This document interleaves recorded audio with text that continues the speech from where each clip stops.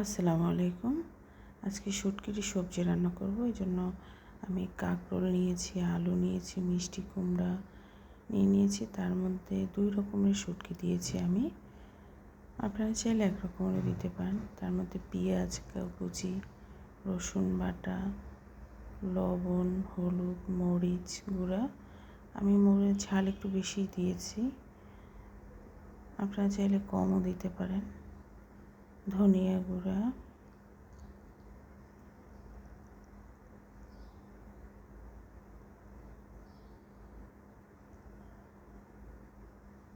আমি সরিষার তেল দিয়েছি,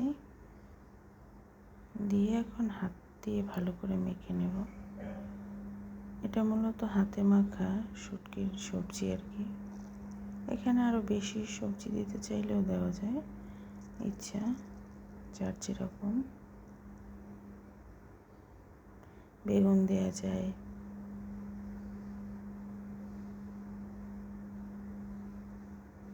এখন পানি দিয়ে দেব আমি।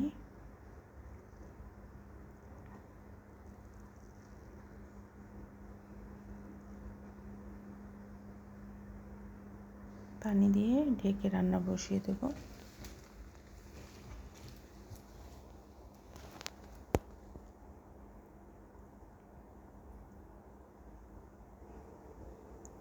এটা মাঝারি আছে, আস্তে আস্তে ঢেকে ঢেকে রান্না করে সিদ্ধ করে নিতে হবে।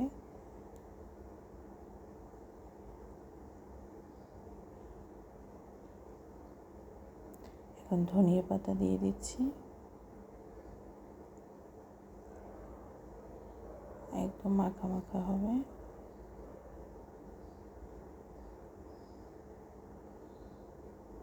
এরকম শুটকি দিয়ে সবজি করলে খেতে ভালো হয় অনেক।